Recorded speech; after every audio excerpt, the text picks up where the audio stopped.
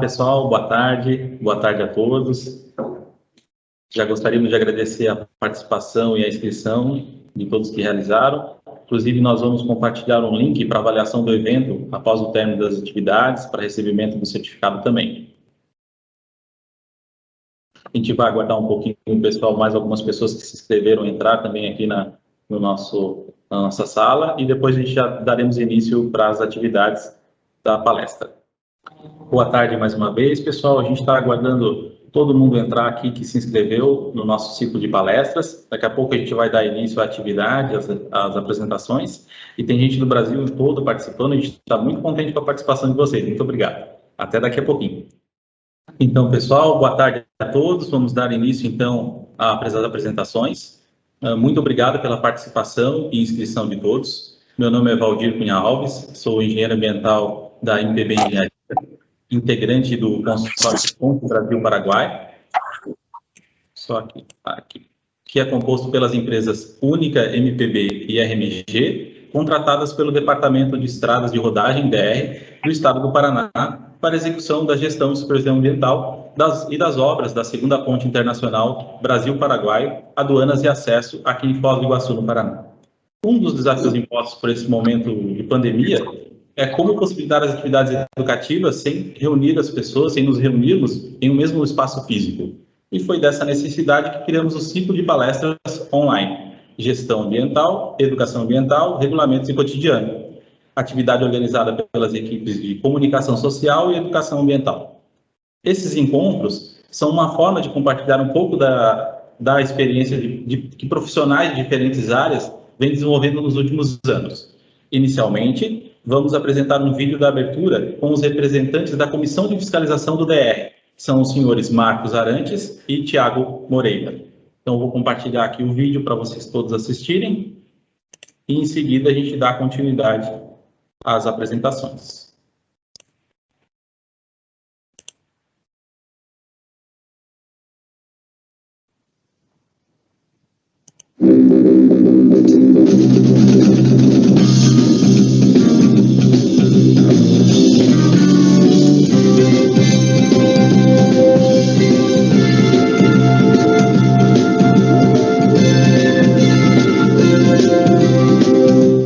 Sou Marcos Arantes, sou fiscal da obra, né? Sou engenheiro do DR do Paraná. Bem, a obra em si, uma obra de pavimentação, causa um impacto considerável no ambiente, né?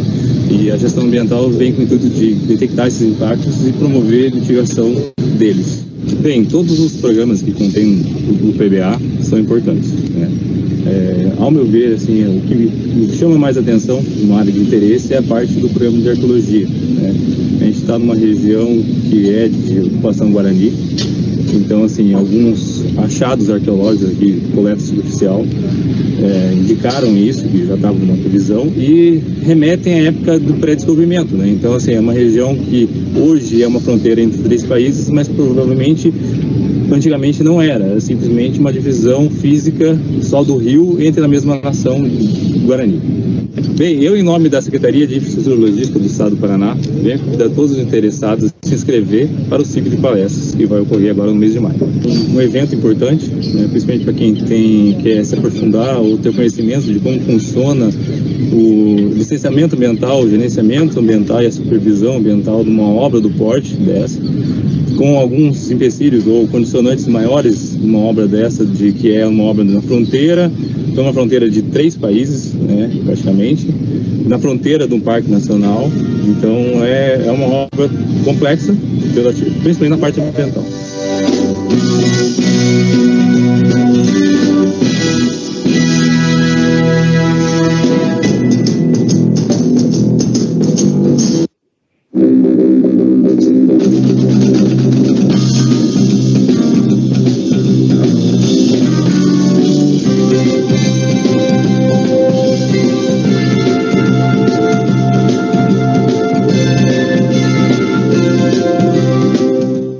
Licenciamento ambiental é uma exigência legal, elaborada por uma equipe de técnicos técnicos multidisciplinar. Tá?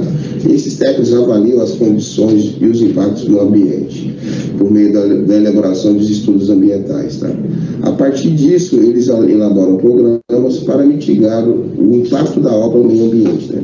Tentando proteger a fauna, a flora e toda a sociedade que vai ser impactada pelo empreendimento. O DER enxerga como uma ferramenta, né, para poder mitigar não só o dano causado pela obra, mas assim, os impactos na sociedade também. Uma ferramenta de fundamental importância que vai trazer melhor qualidade à fauna, à flora e à paisagem do ambiente. Para mim, o trabalho mais importante, mais assim, impactante para mim, que nunca tinha participado afinco do programa desse, foi o afugentamento de fauna, principalmente quando se faz feito os resgates e a alocação da fauna capturada, sabe? É um trabalho assim exemplar e parabéns. Parabéns a todo o pessoal aí da equipe que está fazendo um excelente trabalho.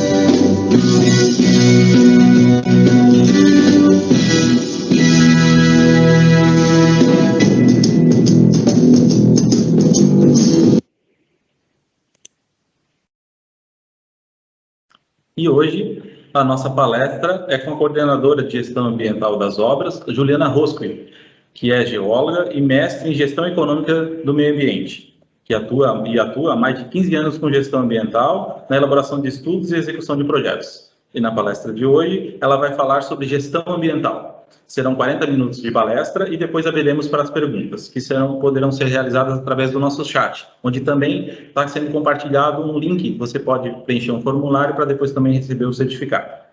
Obrigado, Juliana, por ter aceitado o nosso convite e passo a palavra para você.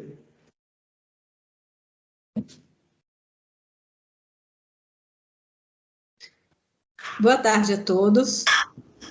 Agradeço muito a participação de todo mundo que se inscreveu no evento. Essa é a primeira palestra do nosso ciclo, né? Fazendo essa abertura. A programação, que depois todo mundo vai receber também pelos canais de comunicação, vai até dezembro. Então, nós teremos uma série de temas e começamos hoje com o tema da gestão ambiental. Então, gostaria de agradecer a todos os presentes no Teams, agradecer a todos que estão acompanhando pelo Instagram. Essa palestra está sendo realizada pelo Teams, mas está sendo transmitida ao vivo pelo Instagram. Tá? Eu estou carregando a palestra, né, assim, algumas lâminas que eu preparei para a gente organizar, né, e também poder mostrar para vocês um conjunto de imagens, né, atuais da obra, mostrar um pouquinho de todo esse trabalho que envolve a gestão ambiental de um empreendimento desse porte. Então, um projeto, né, dessa natureza, como a gente tem a implantação, né, a construção da segunda ponte binacional, mas o acesso que liga essa ponte, né, até a rodovia BR-277, e a construção de 2 aduanas, né, vão ser construídas uma aduana Brasil-Paraguai, uma aduana Brasil-Argentina, envolveu um conjunto de estudos no seu licenciamento ambiental, e envolve um conjunto de atividades que são realizadas de forma permanente, né, pela equipe de gestão ambiental. E ao longo da palestra a gente vai bater um papo, né, qual que foi mais ou menos a dinâmica que foi pensada, considerando que nós estamos num ciclo de palestras, né, que fala de gestão e educação, regulamentos e cotidiano. Então também a gente fez uma tentativa de trazer, né, para a nossa conversa de hoje, para o nosso bate-papo, um pouco do que seria esse cotidiano, né? Então, quando a gente fala de regulamento, né, nós temos no Brasil um vasto conjunto de legislação ambiental, né, e isso muitas vezes, quer dizer, a maior parte das vezes, está muito distante do conhecimento do grande público. Então, assim, na verdade, quando a gente coloca junto, né, regulamento e cotidiano, nós estamos tentando aproximar duas coisas que são bastante distantes entre si, uma vez que, infelizmente, toda essa regulamentação não faz parte do dia a dia de quem não trabalha diretamente com a área. Tá? Então, a ideia é a gente falar um pouquinho da questão ambiental, entender um pouquinho, assim, quais são, né, as características dos recursos naturais, dos recursos ambientais, que torna, né, eles bastante particulares, né, em termos de sua gestão. Então, assim, a natureza desses recursos tem um impacto muito grande sobre a gestão que se pode fazer, que se consegue fazer disso. E aí também a gente pode falar um pouco sobre todas as dificuldades relacionadas especialmente à natureza dos recursos ambientais.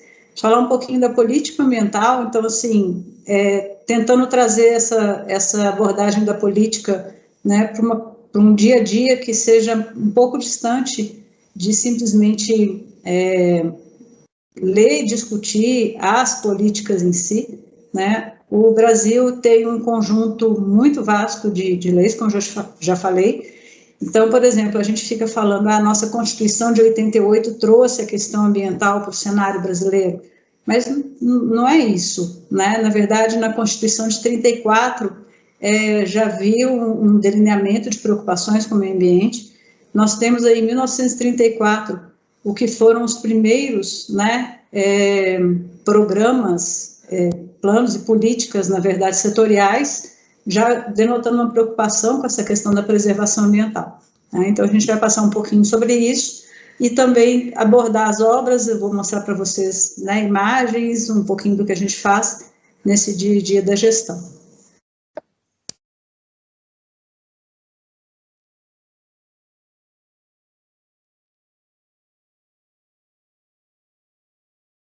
Valdir, só me confirma se a apresentação está rodando.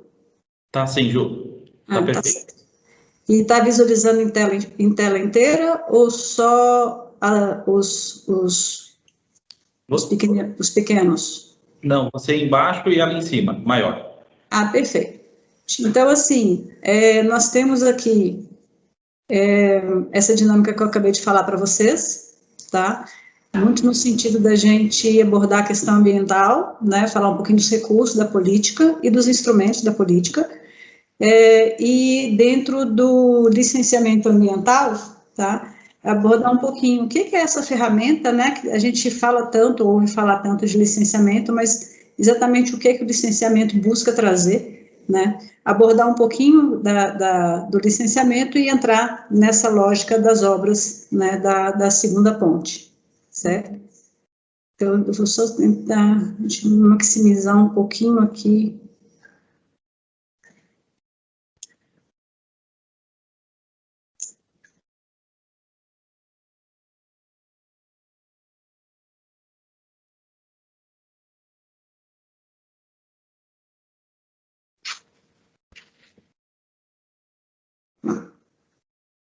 Então, vamos lá. Eu só vou pedir aqui um apoio. Um minutinho só.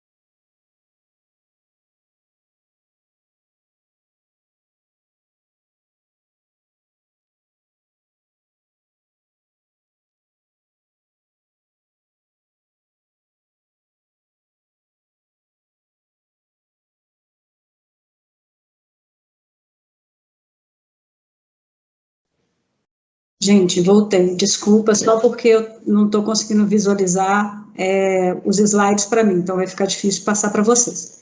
Mas vamos lá, agora eu encontrei. Então, nessa primeira abordagem aqui da questão ambiental, tá, a gente tem que... queria passar para vocês um pouquinho das características dos recursos ambientais. Então, o que a gente tem como pressuposto? Os recursos ambientais, eles são bem comuns. E o fato de eles serem bem comuns é um dos aspectos que dificulta bastante a gestão dos recursos ambientais. E por que disso? Tá? A característica dos recursos comuns, eles serem rivais e não exclusivos. O que são bens rivais? São aqueles que o consumo por um ator ele em algum momento vai limitar o consumo pelos demais. Então, se você tem um conjunto de atores explorando o mesmo recurso, em algum momento vai haver a limitação de exploração para uns ou para os outros. E o que são os recursos não exclusivos? Eles não têm propriedade definida. Então, por exemplo, não existe um proprietário do ar, um proprietário das águas. E aí, quando a gente vai, por exemplo, para os recursos minerais, tem muita gente que fala assim, mas o recurso mineral está numa determinada terra, que é de alguém. Mas mesmo o detentor da propriedade de uma terra, ele não detém o uso e nem a posse dos recursos minerais de subsolo. Então, assim, esses recursos minerais, eles são explorados e autorizados o uso mediante concessões públicas, né, emitidas pelo DNPM. Então, a gente tem esses bens comuns, eles são muito caracterizados por não possuir uma propriedade definida. E ao não possuir uma propriedade definida, muitas vezes se tem essa sensação de que o uso, né, ele é um uso livre, sem qualquer tipo de regulação. Sobre isso, em 68, o Harding estabeleceu um pressuposto, né, que é a tragédia dos comuns. Então, o que ele postulou no seu trabalho? Que o acesso livre a recursos finitos, né, através de práticas de gestão comuns e sem nenhuma forma de controle público ou privado, só poderiam resultar na superexploração e possível extinção destes recursos. Então, essa tragédia dos comuns,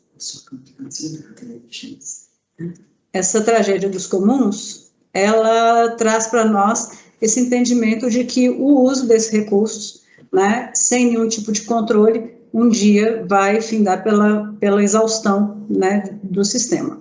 E aí a gente traz aqui uma figura que ilustra bem o funcionamento do meio ambiente, né, que a gente tem os recursos naturais, o nosso capital natural, frente ao sistema econômico.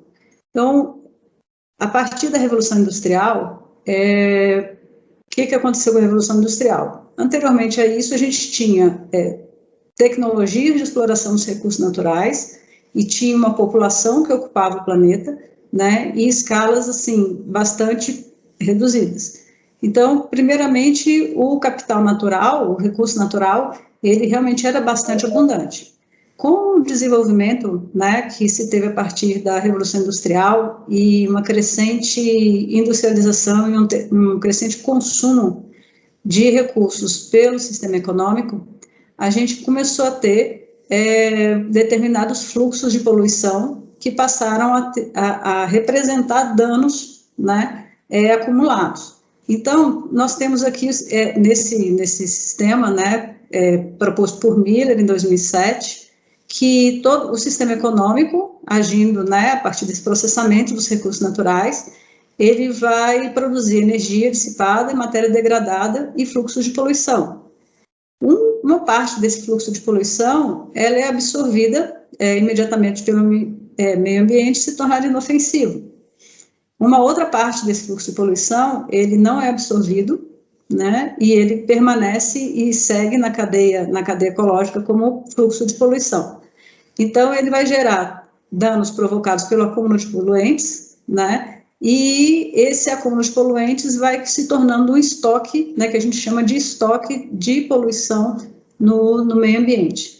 Essa é uma das razões para a gente ter aquela questão assim, à medida que o tempo passa, à medida que a população mundial cresce, à medida que vão sendo demandados mais recursos naturais, a gente vai tendo não só uma tendência à escassez desses recursos, como a gente vai tendo uma redução, né, crescente e a curva em geral exponencial dessa capacidade de absorção do ecossistema.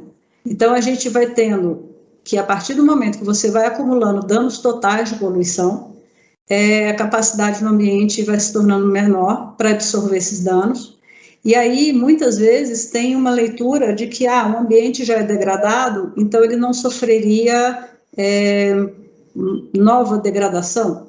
É ao contrário. A gente, na verdade, tem, quanto mais degradado o ambiente já for, menor a sua capacidade de absorção. E aí, mais rapidamente, né, os novos aportes de matéria degradada vão se tornar uma poluição acumulada com danos permanentes. Então, assim, essa figura mostra para a gente, de uma forma assim, bem sintética, como que se dá essa circulação de energia e matéria no meio ambiente frente ao funcionamento do sistema econômico. E aí, em função disso, o que surgiu, né, assim, o que já vinha sendo discutido no nível mundial e surgiu de uma forma mais intensa a partir da Revolução Industrial, a partir de se tornarem visíveis e se tornarem muito claros esses impactos ambientais de uma forma geral. Começou a surgir o movimento de política ambiental, e aí essa política ambiental é baseada em instrumentos que buscam equacionar, equalizar, de alguma maneira, essa equação de uso de recursos naturais com fluxos de energia e de matéria degradada. Então, nós temos 3 grandes gerações de instrumentos da política ambiental. Então, a primeira geração, que a gente chama, são os instrumentos de comando e controle. A segunda geração são os instrumentos voluntários e a terceira geração dos instrumentos econômicos. Então, qual que é a diferença crucial entre essas três gerações de instrumentos? O comando e controle é baseado em leis, decretos, normas, padrões, e ele estabelece níveis acima dos quais, níveis a serem evitados, acima dos quais, em tese, essa degradação, né, teria um efeito acumulativo em níveis inadequados.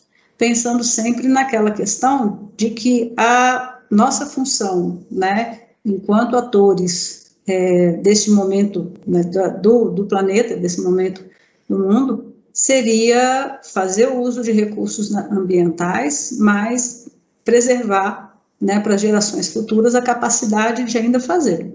Então, o princípio básico do desenvolvimento sustentável é aquela questão de que você pode usar sim, mas tem que usar com determinado nível de cuidado para que as gerações futuras não fiquem completamente deplecionadas desse recurso.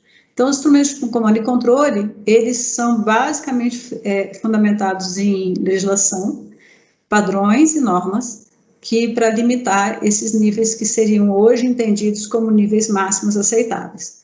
A segunda geração dos instrumentos voluntários seriam instrumentos, né, de adesão voluntária, de atitude voluntária, tá, de empresas, agentes privados e agentes públicos, no sentido de preservar o meio ambiente. E os instrumentos econômicos, eles têm uma função de equacionar, de balancear o uso de determinado recurso em determinado ambiente, a partir da taxação, né? Então, seria um instrumento de que você estaria disposto a pagar uma quantidade de recurso financeiro, né, para ter uma cota de poluição, né, permitida na sua atividade.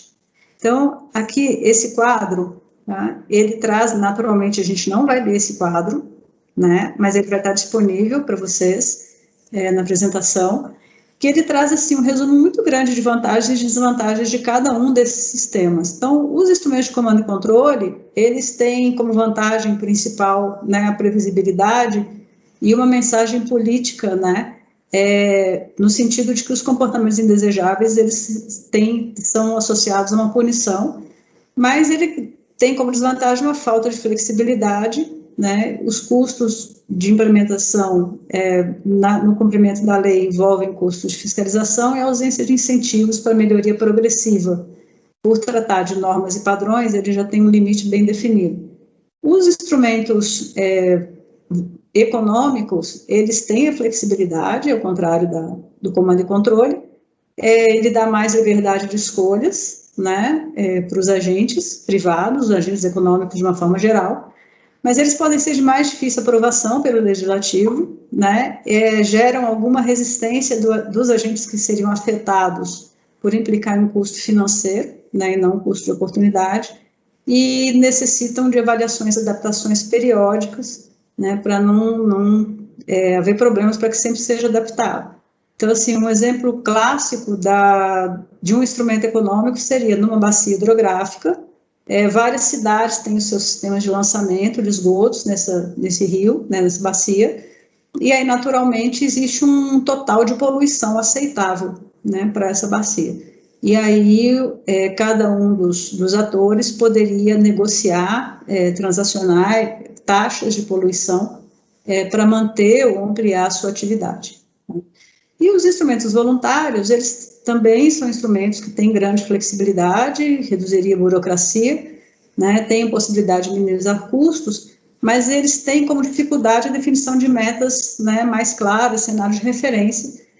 E a gente tem hoje algumas iniciativas muito interessantes na linha dos instrumentos voluntários, né, e aí eu gostaria de destacar especialmente o último deles, que é a responsabilidade socioambiental dentro das empresas. Então, é uma linha que tem crescido bastante, acho que pelo efeito, principalmente da capilaridade, tem uma possibilidade muito grande de trazer grandes benefícios, mas lembrando que, mesmo na linha da responsabilidade socioambiental das empresas, né, as empresas, elas se utilizam e elas buscam articular políticas públicas para determinado público, né? Então, por exemplo, as empresas não passam a assumir um papel de governo em questões como saneamento, energia elétrica, e eles, na verdade, se dispõem a ser interlocutores dessas políticas, né, além de, em vários casos, fazer investimentos privados, assim, da própria empresa,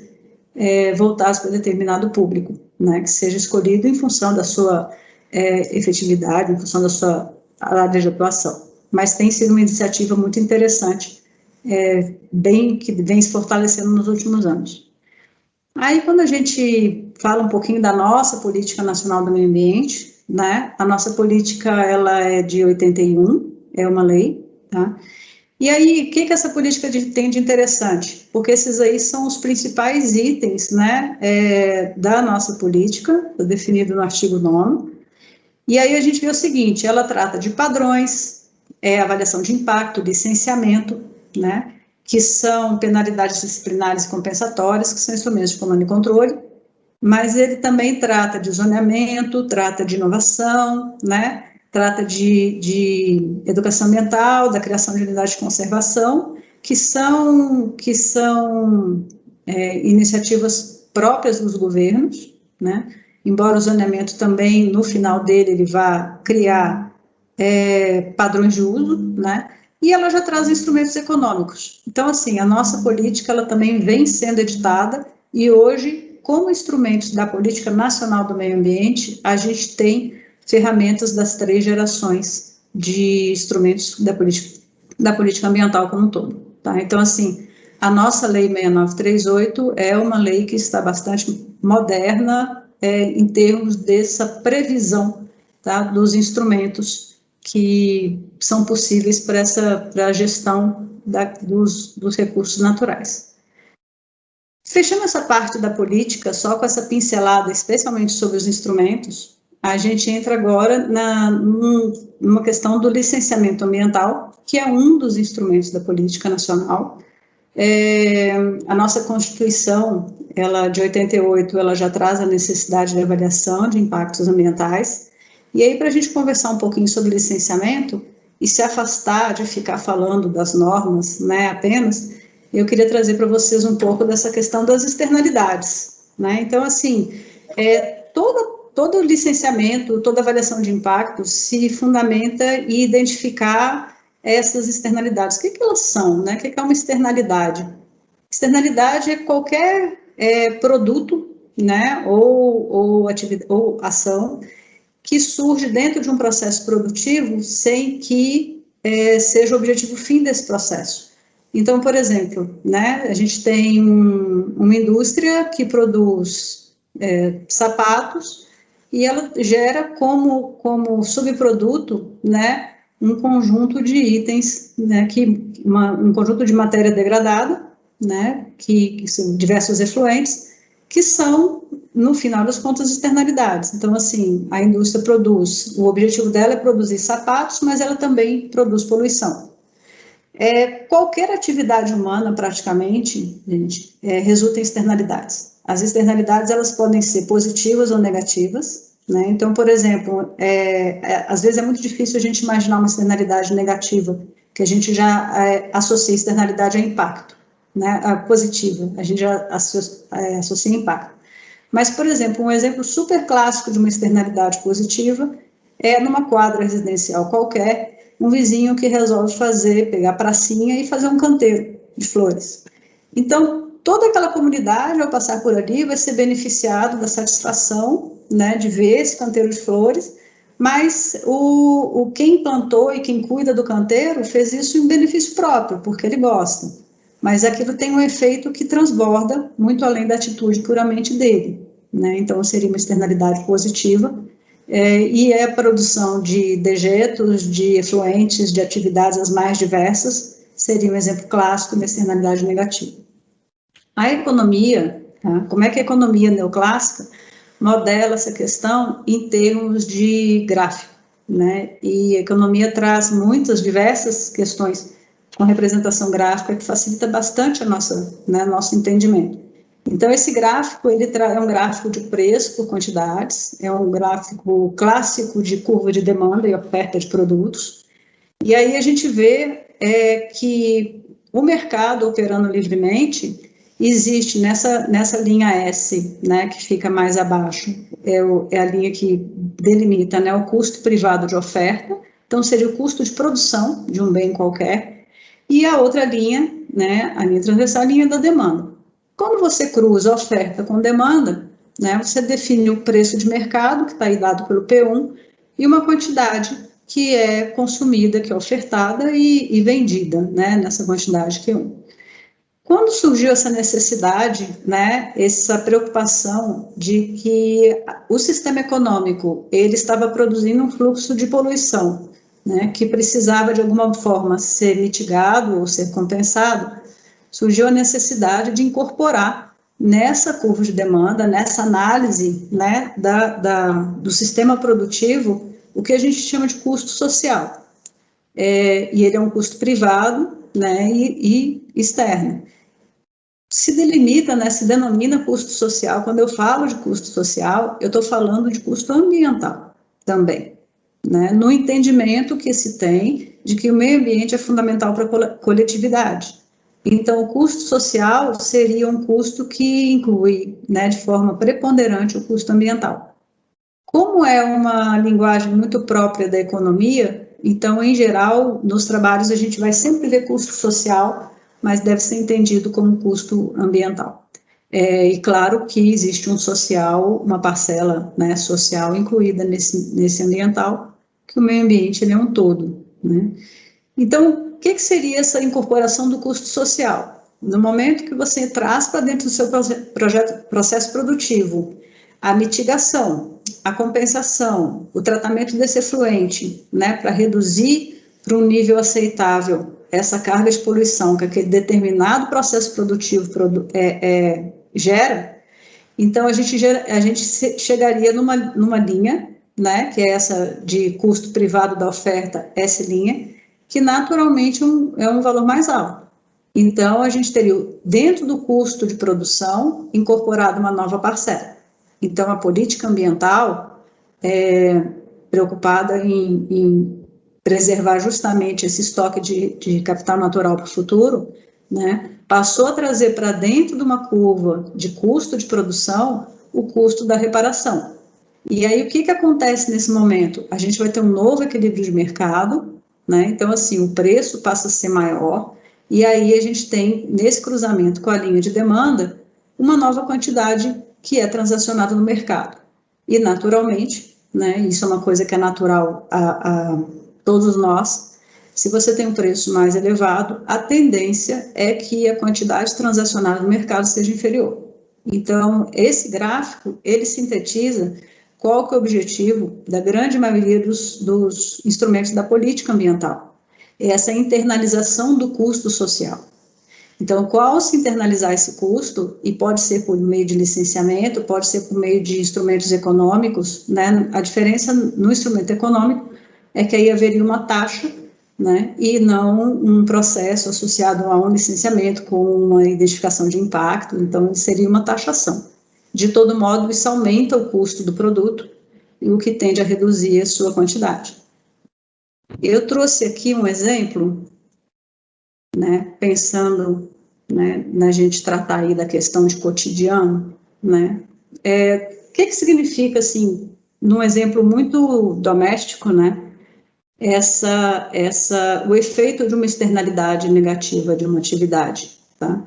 Então, eu trouxe aqui como exemplo o seguinte: vamos supor que você esteja no domingo em casa, você mora numa casa, a casa tem uma piscina, e aí chegam uns amigos, domingo de manhã, e aí você atende a porta e eles colocam o seguinte: bom, olha só, a gente está precisando levantar, né, um recurso, a gente está precisando de ganhar um dinheiro, e aí nós decidimos fazer um churrasco com venda de ingressos na sua casa, né? E aí você fica meio sem graça do que falar em frente a isso, né? E quando é que esse churrasco? Bom, daqui a 1 hora. E aí, na falta de outra coisa para fazer, você acaba concordando, né?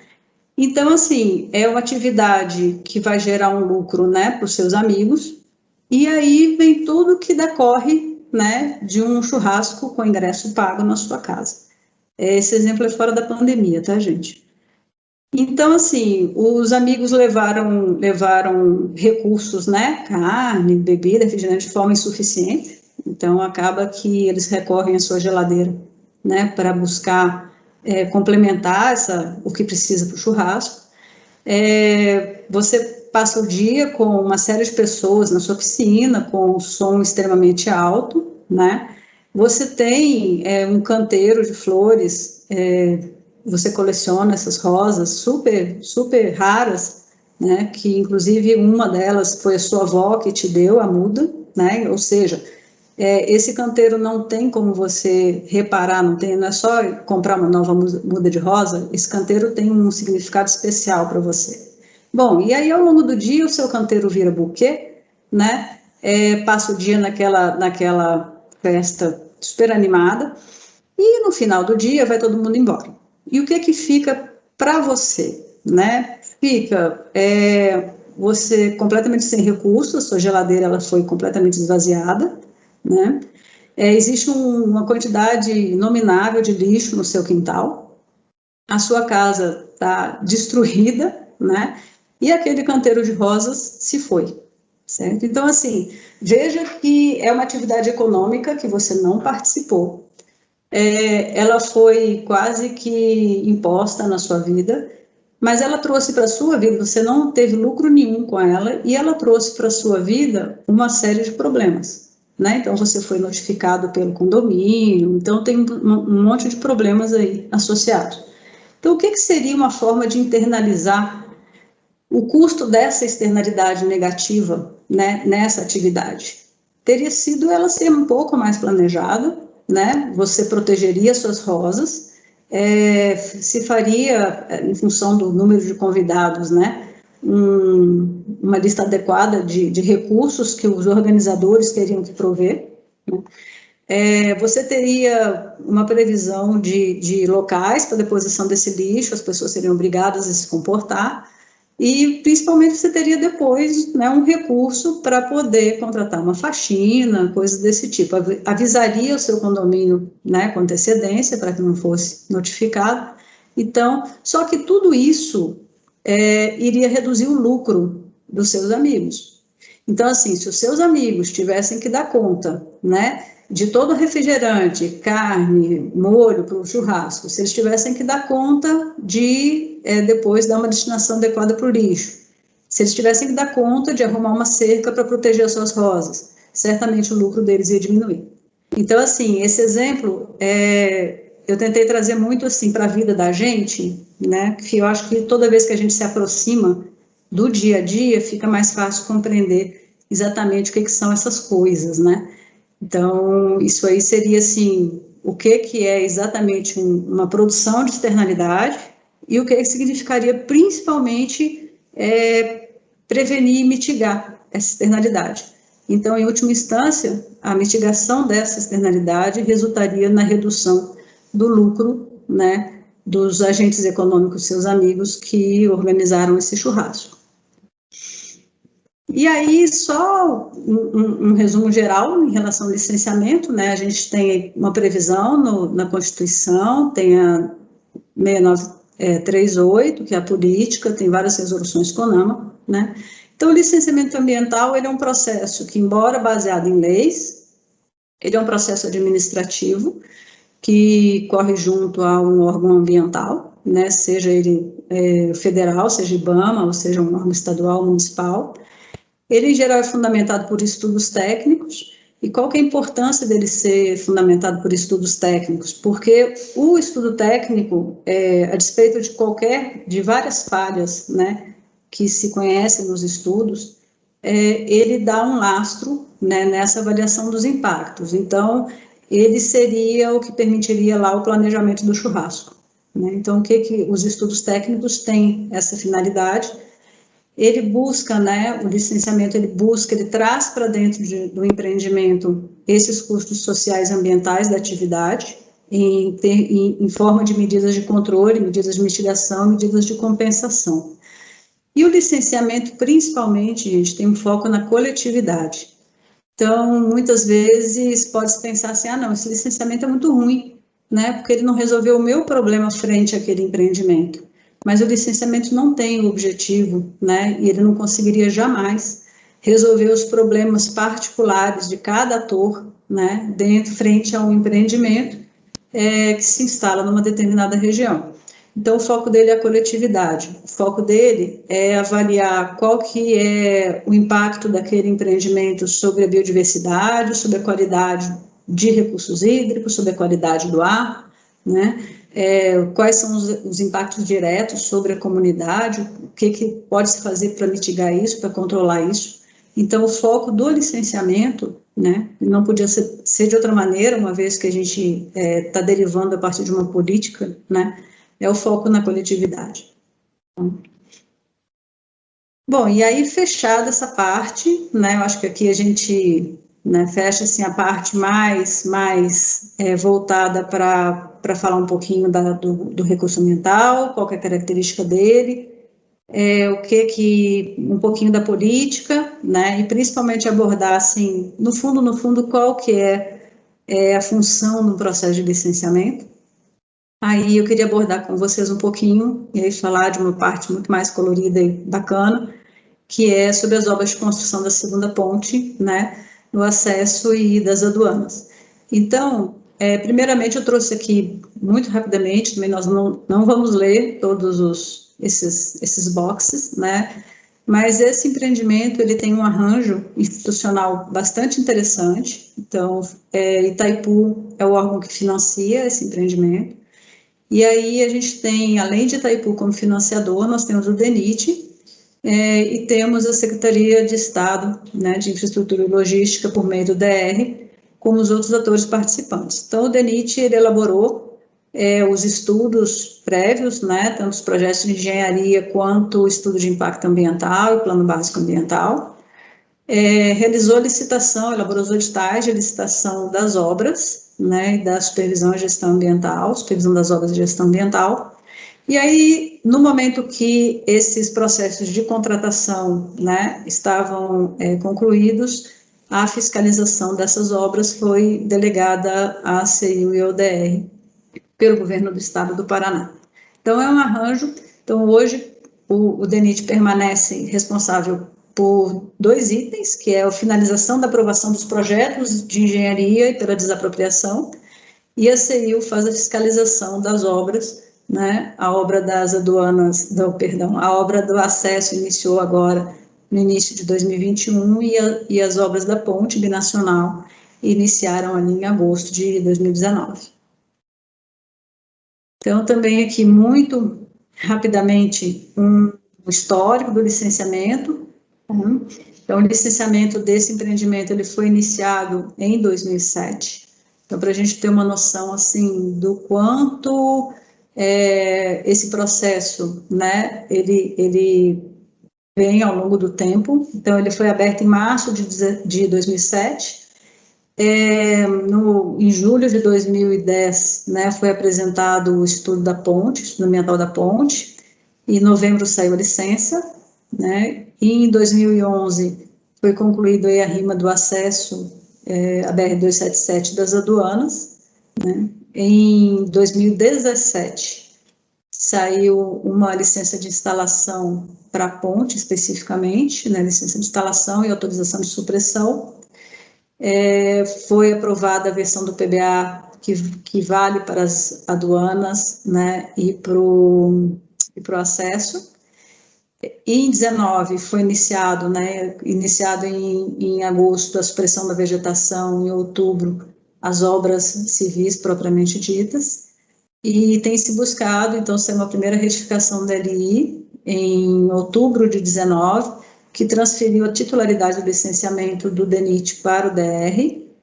Em junho de 20, o IFAM dá autorização para o acesso para as aduanas, para a prospecção. Em novembro de 2020, saiu a licença de instalação, incluindo acesso, e as obras do acesso foram iniciadas agora no dia 18 de fevereiro. Então, uma primeira coisa que se percebe é assim, o processo iniciou em 2007 e a primeira obra aconteceu em 2019. Nesse processo, por se tratar de um processo, de uma obra pública, a gente sabe que existem vários momentos de uma obra, tem hora que ela é prioridade, tem hora que ela não é prioridade, e isso sempre faz com que o processo, em determinados momentos, ele tenha um aporte maior, de recursos e de atenção, e em outros não. Então, a gente tem um processo que, do início dele até a primeira obra, foram 12 anos, mas esse não costuma ser o padrão de licenciamento, de prazo de licenciamento, quando o empreendedor tem uma sequência de buscar realmente um começo, meio e fim do processo, desse processo. Tá? A gente aprovou aí, tem um plano básico ambiental, decorrente desse licenciamento, esse plano básico ambiental, ele se originou dos impactos das medidas previstas no IARIMA, e aí era um programa que tem 16, um plano que tem 16 programas ambientais. Então, a gente tem programa de gestão, de qualidade, de monitoramento da água, da flora, da fauna, de atropelamento de fauna, tem um programa de assistência para a população atingida, tá? Passando muito rapidamente, depois a gente vai abordar um pouquinho mais cada um desses. Um programa de comunicação, de educação, um plano ambiental de construção, que tem recuperação de áreas degradadas, controle de processo erosivo, monitoramento e controle de material particulado, gases e ruídos, um programa de resgate e transplante de germoplasma florestal, um programa de controle da supressão, uma compensação da flora e uma compensação ambiental. Então, a gente pode verificar que é um conjunto bem vasto de programas, de atividades, que servem justamente para a gente buscar mitigação desses impactos. Então, eu vou passar alguns pontos específicos, depois também na fase de perguntas, se for o caso, a gente pode voltar em algum deles, tá? Então, o programa de supervisão ambiental é essencialmente o programa que acompanha a atividade das construtoras. Então, as construtoras estão realizando, em última instância, atividade impactante, e aí existe um plano ambiental da construção que incorpora uma recuperação de área degradada, controle de processo erosivo, controle de material particulado, poeiras, gases, ruídos, que afetam a população do entorno, também traz impacto sobre a fauna. Um transplante do germoplasma florestal, uma vez que tem supressão de vegetação, existe uma preocupação de conservar matrizes dessas espécies. Um programa de controle da supressão de vegetação e uma compensação da flora. Então, aqui, muito rapidamente, algumas fotos que mostram, que o enlevamento de taludes com grama para evitar a dispersão de poluentes e a estabilização, a separação do lixo, a organização das frentes de obra, a molhação das frentes de obra em terra e de acessos com água para evitar a dispersão de poeiras.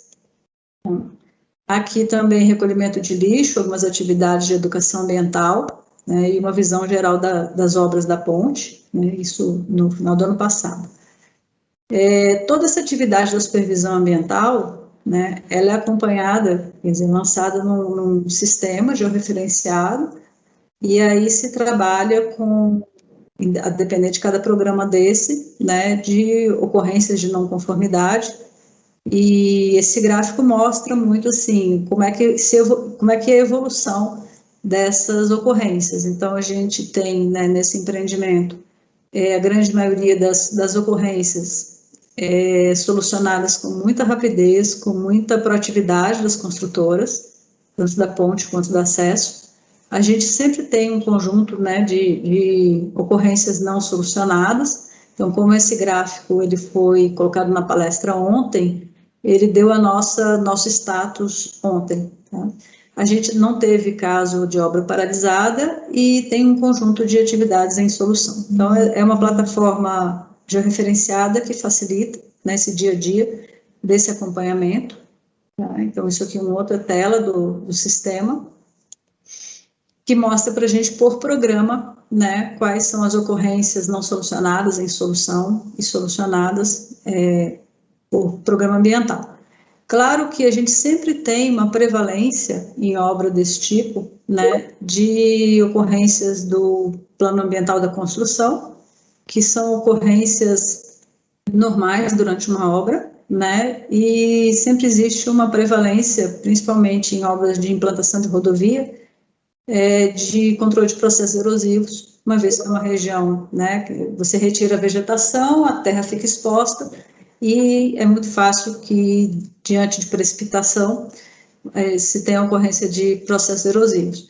E por que assim, a gente tem uma atenção, uma preocupação muito grande com a questão de processos erosivos, porque esse material carreado vai para os cursos d'água, né, podendo trazer aí efeitos, né, acumulativos permanentes. Tá? Bom, na sequência, vou mostrar aqui para vocês um pouquinho do programa de monitoramento da qualidade da água. No mapa, sob a imagem de satélite, a gente tem traçado do acesso, e ao longo desse traçado, começando ali no Rio Paraná, a gente tem 8 pontos de monitoramento. Esse monitoramento ele é sempre correlacionado com a resolução CONAMA 357, né, que nos dá os padrões de qualidade da água, e ele é realizado em campanhas trimestrais. Aí, na sequência, a gente tem a questão do programa de monitoramento da flora remanescente e o projeto de plantio compensatório. Então, ao longo aqui do traçado do empreendimento, existem 7 fragmentos florestais, né, florestados, ainda com grau de preservação, e esses fragmentos, eles são monitorados, justamente para se avaliar qual que vai ser o efeito, né, não só agora na fase de implantação, mas o efeito futuro dessa rodovia, da abertura dessa rodovia sobre esses fragmentos. Então, existe um monitoramento específico para avaliar, muito especialmente a questão do efeito de borda, né, a gente vai ter uma palestra mais específica, mais detalhada sobre a questão da flora, e aí vão ser dados mais detalhes, mas é feito tanto um trabalho em campo de mapeamento desses fragmentos, quanto por meio de imagens de satélite de drone. E a gente tem uma previsão nesse empreendimento de um plantio compensatório de uma área em 27 hectares, que busca justamente repor, né, fazer uma reposição da vegetação suprimida obrigatoriamente para a implantação do empreendimento. Então, aqui é um detalhe, né? Então, aqui em cada fragmento desses coloridinhos, né, a gente tem implantação de parcelas de monitoramento. Essas parcelas de monitoramento são acompanhadas em campo, né, em campanhas semestrais, por meio das imagens de satélite, de voos de drone, né, e a partir da imagem de satélite dos voos de drone, se possibilita que a gente faça uma série de análises espaciais de como que esse fragmento florestal ele está sendo alterado, né, pela realização das obras e futuramente pela abertura dessa nova via. Né? Então, aí a gente visualiza um modelo numérico do terreno que mostra esse fragmento. A gente também tem um conjunto de programas voltados à proteção da fauna. Então, existe um monitoramento de espécies ameaçadas, espécies bioindicadoras, existe um programa de monitoramento de atropelamento da fauna. Esse gráfico mostra, né, a riqueza das espécies por grupo, né, durante essas campanhas de monitoramento da fauna. Tá? E aí a gente tem um dado interessante, né, porque, assim, é uma região ocupada, né, então uma região, a gente está dentro de uma área urbana, praticamente, E aí, até hoje, foram realizadas 2 campanhas e a gente já tem números da ordem de 1862, né, registros de animais.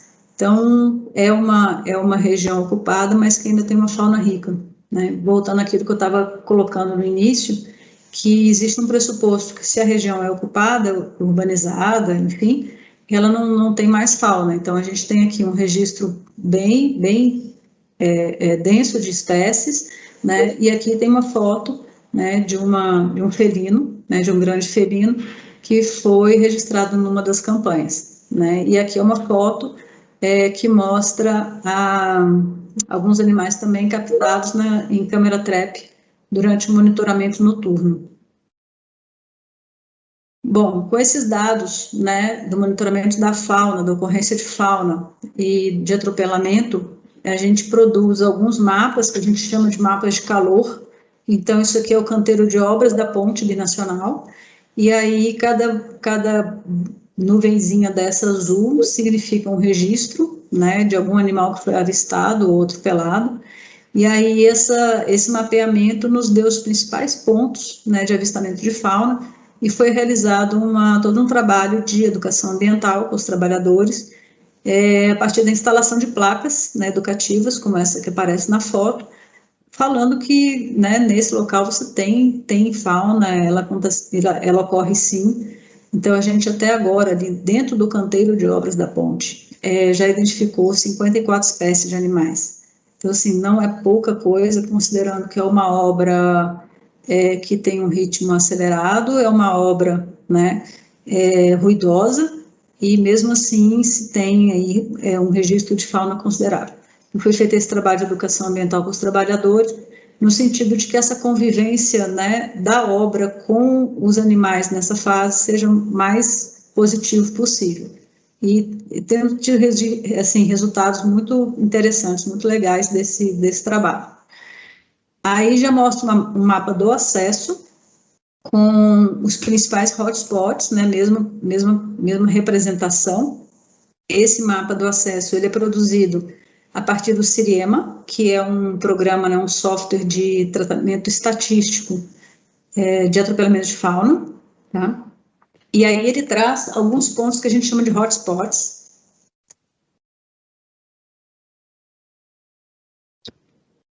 Esses hotspots, esses hotspots seriam locais onde existe uma prevalência dos registros de atropelamento. Claro que o acesso não está implantado, então esses hotspots eles vão acontecer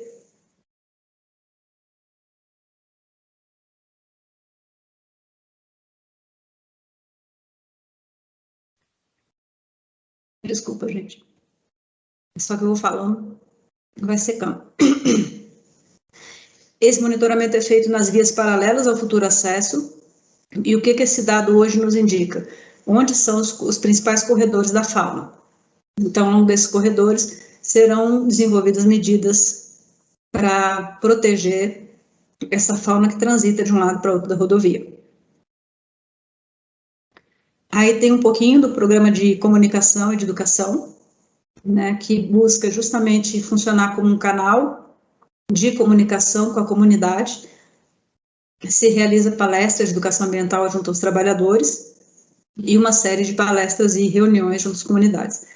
Como o Valdir colocou no início, a pandemia tem trazido a necessidade da gente se reinventar.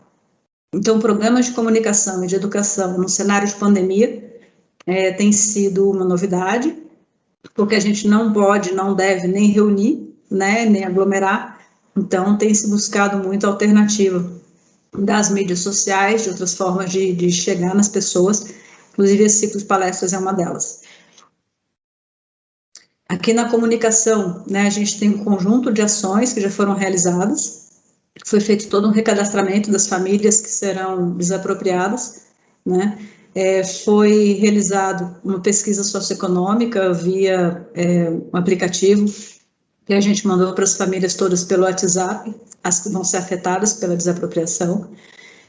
São produzidos boletins informativos e foi criado e tem sido fortalecido né, os canais de comunicação junto à comunidade como um todo. Então, a gente tem esse canal de comunicação, temos o Instagram, temos o site, temos o Fale Conosco, que tem dado um resultado muito, muito bacana, né, nessa aproximação da equipe com a comunidade. Aqui um pouquinho, né, da educação ambiental, são alguns boletins informativos, e dentro da educação ambiental tem-se buscado uma articulação com a Secretaria de Educação, né, do município de Foz do Iguaçu. Essa articulação é fundamental para o andamento do programa. Tem sido realizadas campanhas, né, educativas. A gente tem um conjunto de vídeos educativos disponibilizado via Instagram. Tem sido realizadas blitz educativas. Em Foz do Iguaçu, a primeira atividade dessas blitz foi a pintura dos bueiros, né, que estão espalhados pela cidade, principalmente na área de influência das obras. E também, agora, recentemente, uma atividade com a Polícia Rodoviária Federal em relação à questão de segurança no trânsito por meio do Maio Amarelo, do mês Maio Amarelo.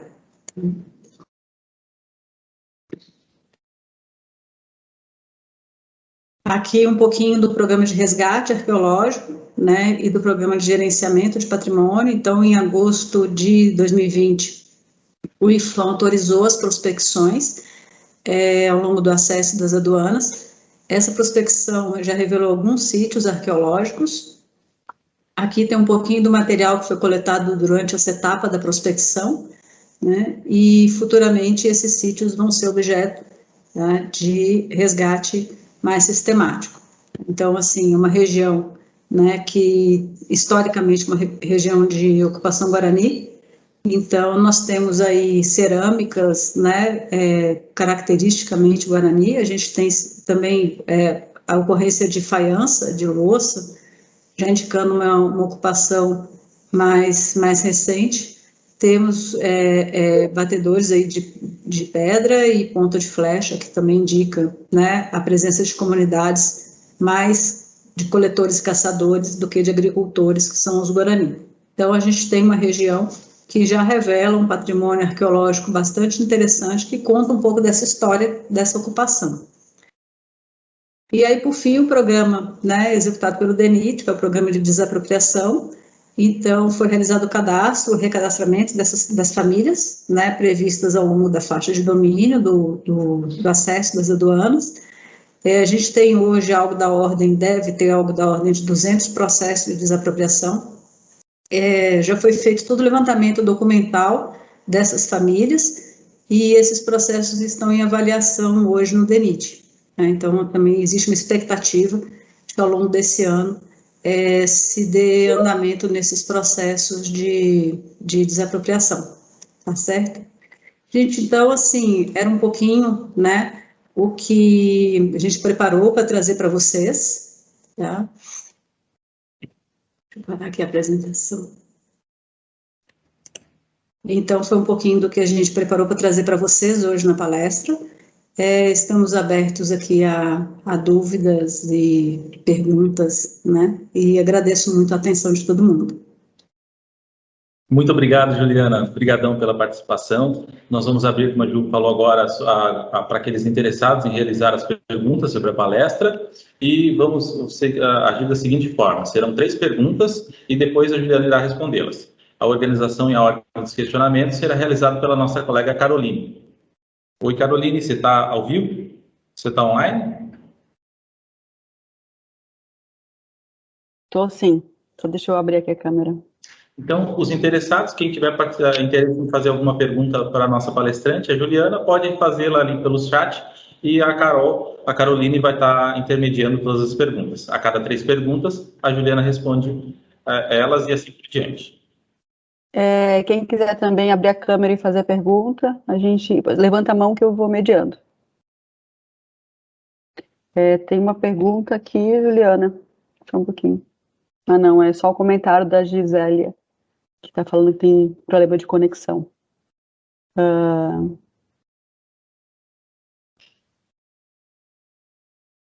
Quem quiser fazer pelo chat, eu posso ler. Quem quiser abrir a câmera, fique à vontade.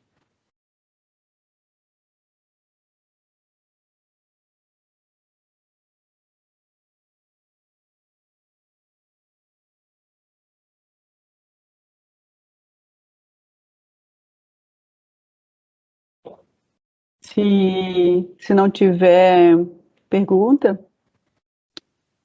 de repente a Juliana pode falar um pouquinho de como que são essa relação da gestão ambiental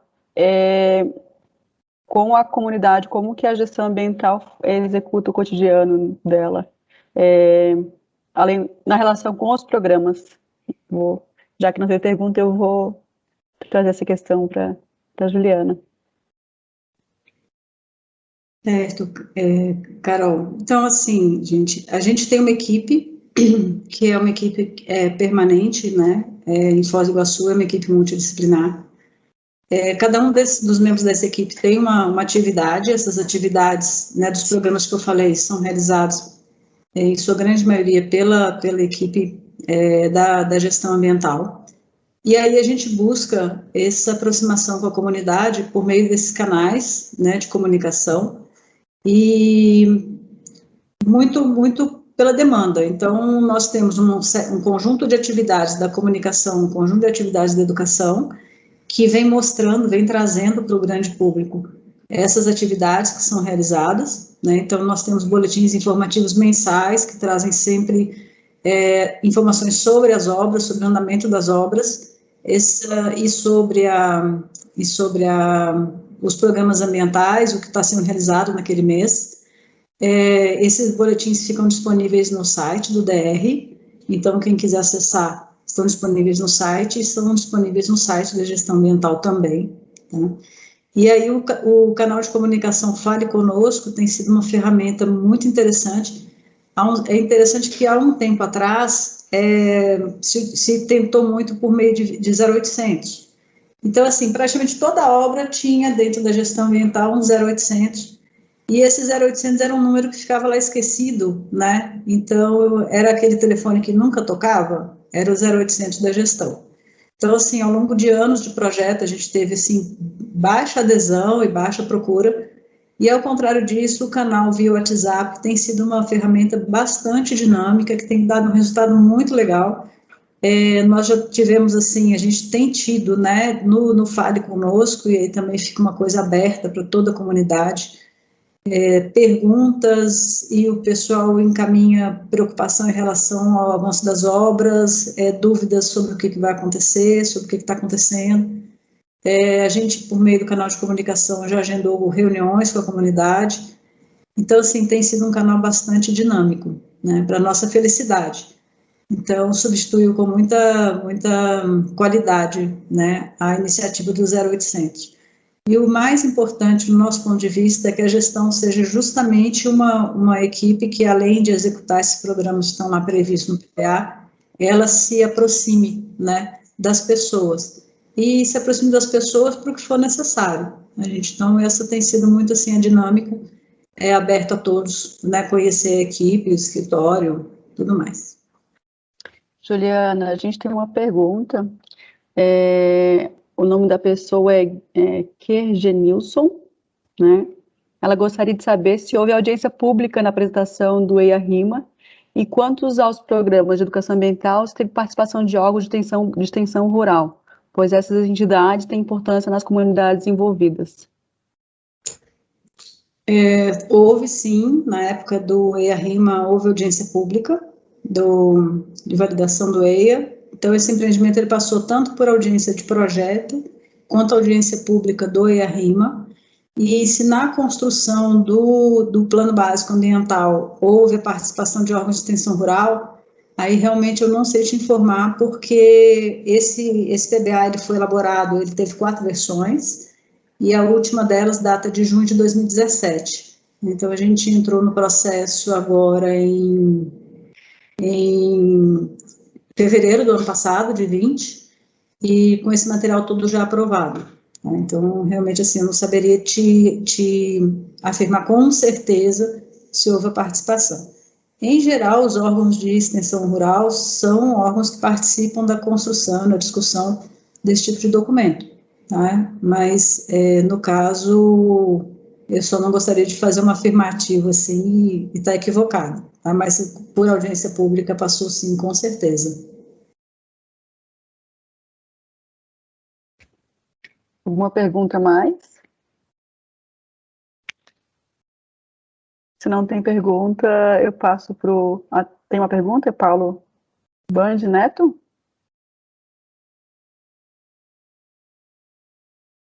Não. Valdir, então, se não tem pergunta, a gente vai para o encerramento, né? Ah, sim. Então, inclusive, eu gostaria de destacar que esses programas que a Juliana apresentou também serão destacados, serão detalhados nas próximas apresentações, né? E nós gostaríamos, então, de agradecer a nossa palestrante, né, a Juliana Rospi, que nos brilhantou com essa bela apresentação, e de todos os participantes que participaram de todo o Brasil, e nos deixou muito contentes com essa grande inscrição e participação de todos, né? Aqueles que participaram dessa apresentação da palestra receberão nos próximos dias o certificado, né? E o link, isso foi compartilhado ali no nosso chat pela nossa colega Karina, para, inclusive, com o formulário de avaliação da atividade, né? E reforço também, claro, o convite para as próximas apresentações, que ocorrerão toda a última quarta-feira do mês, e a programação completa está no nosso canal de comunicação, tanto no Instagram, @Ponte Brasil Paraguai, e no nosso site, segundapontebrasilparaguai.com.br. Encerramos, então, a nossa participação e o nosso encontro de hoje. Muito obrigado a todos e a todas, e boa tarde. Tchau, tchau.